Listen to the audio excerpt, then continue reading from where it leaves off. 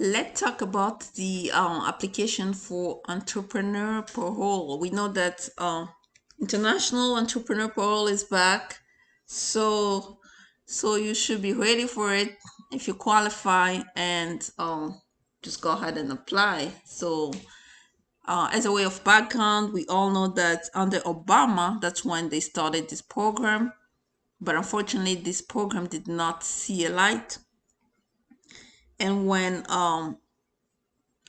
basically when Trump came into power, he just went ahead and canceled this program. So people couldn't actually apply because they didn't know if this program was going to last. So nobody was willing to put their money and risk their money. So that's why this program was just in limbo. But now we know the program is back to stay. Let's just go over the requirement using the form. As you can see, I-941. So let's go quickly over the requirement. Of course, this is basic requirements, and this is a new program, and nobody can claim that they have been successful applying for this program because this is new. So anybody that will actually consult with a lawyer, just know that this is a new program. We just go with the experience that we have. We can't really show you the success rate on this one because it is new. Okay, so let's go over the basic requirements, and then you can see if you qualify and go ahead and just apply because it has a lot of benefits. So you can have a work in the US on that type of I guess parole. So let's go. I just want to go straight to the requirements. What type of evidence you need, what type of requirement. Okay, so who's qualified? Basically, if you go here, evidence for initial entrepreneur parole. So you do not need to submit original document unless USCIS requests them. Basically, in order to qualify, you have to be you have to have basically to be an entrepreneur with a qualifying startup entity. Startup entity qualifying, it simply means that the business has started within 5 years. Within 5 years of your within 5 years of you actually starting the business, within that 5 years period, and then you started the business in the US, and that's when you can be qualified. And basically your application came after that 5 years period. That's what they consider a startup for the purpose of this form. And then you have to have a central and active role in the operations of a startup entity, such that you are well positioned due to your skills, knowledge, and experience to substantially assist the US startup entity with the growth and success of its business. You have to possess at least 10% of ownership stake in the US startup entity, and the entity was recently formed. So basically, a startup created within 5 years immediately preceding the filing date of your form. Okay, and you have been lawfully doing business within the United States during any period of operation since its date of formation. And you have to demonstrate that the business has a substantial potential for rapid growth and job creation. So the purpose of it really is to give entrepreneurs opportunity to thrive in the American market, and in the meantime, in return, they create jobs for the American people. So that's really the goal for it. 3,000 visa, or let's say 3,000 people will be granted those parole every year. So it's not for everybody, but numbers limited, 3,000. And as far as money is concerned, substantial investment. It can either be a grant from US government, or you can show that the startup entity has received a qualified investment within 18 months immediately preceding the filing of your Form I-941. At least the minimum is $250,000 from one or more qualified investors. So basically, you can have a lot of investors and come up with the money of $250,000.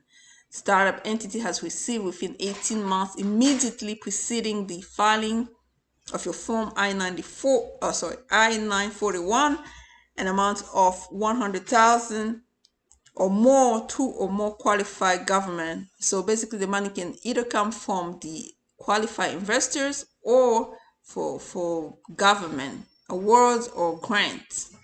Okay, if your startup entity partially meets one of more the above criteria, you may still be considered for entrepreneur parole by providing other reliable and compelling evidence of startup entity substantial potential and rapid growth of job creation. So let's say if you can either show the money from investor or the grant, and you can also show that it has a potential to grow really. That they can consider that if the money is not like a lot really, and say if relying on other evidence you believe is reliable and compelling, you will also need to show that your entity has received a substantial level of investment, okay,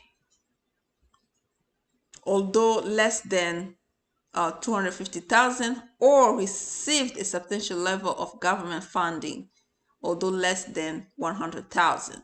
So basically, it just simply means I think it's clear. Either you show 250,000 from qualifying investors or 100,000 from grants coming from government awards or grant. And if you have less than those amounts listed above, then you can show that you have basically the startup has a lot of potential of growth. So, and then it just go ahead and tells you how the money has to come. It has to come from investor. That must be from a qualified investor. So money has to come, the investment, so the money has to come from a qualified investor. The term qualified investor for the purpose of entrepreneur parole means an individual who is a U.S. citizen or lawful permanent resident of the United States, or an organization that is located in the United States and operates through a legal entity organized under the laws of the United States or any state that is majority owned and controlled directly and indirectly by U.S. citizen or lawful permanent resident. Self-explanatory again here. And then we go here. For how long, it says that the individual or organization made the investment startup entity in exchange for convertible debt or other security convertible into equity, commonly used in financing transactions within the respective industry, comprising a total in such 5-year period or no less than 600,000. Okay, it just goes on and goes, the list goes on again. Additional evidence, you can show evidence of rapid growth, social impact, national scope, positive effect. So just to make your case stronger. Okay, what document you need to provide to prove identity: your passport, birth certificate, any national identity document. Okay, or any U.S. government such as EADs, visas, driver license, non-driver license card. And then goes here with what type of evidence document you need to provide to show that you have a central and active role in the startup entity. You have to go here. What type of evidence that you have to provide, it's just the list that goes on.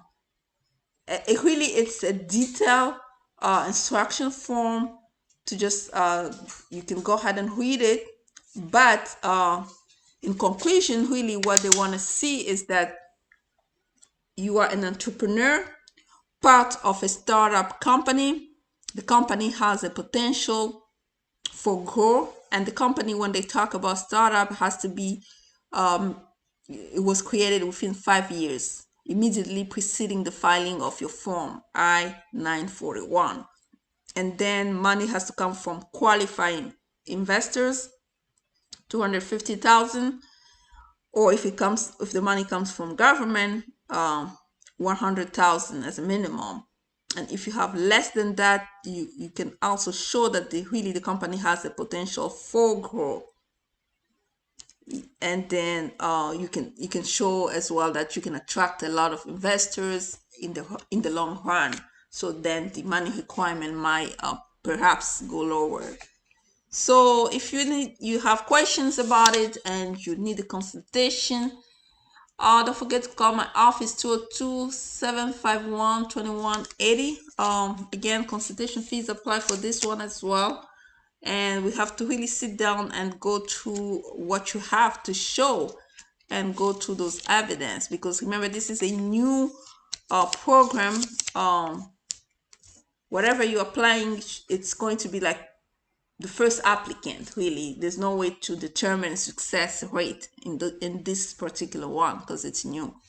So again, Bijoux.ngwanda here, immigration lawyer in the DC metropolitan area. My information is in my inbox description box. You can just find my information, email me, or anything else you want to do as far as this program is concerned. If it doesn't apply to you, no worries. I'll share these videos with somebody else. Or if you have your personal questions that has nothing to do with this program, you can also just contact me, because we are a full service immigration firm. Okay, until next time, I guess we'll talk later. Bye bye.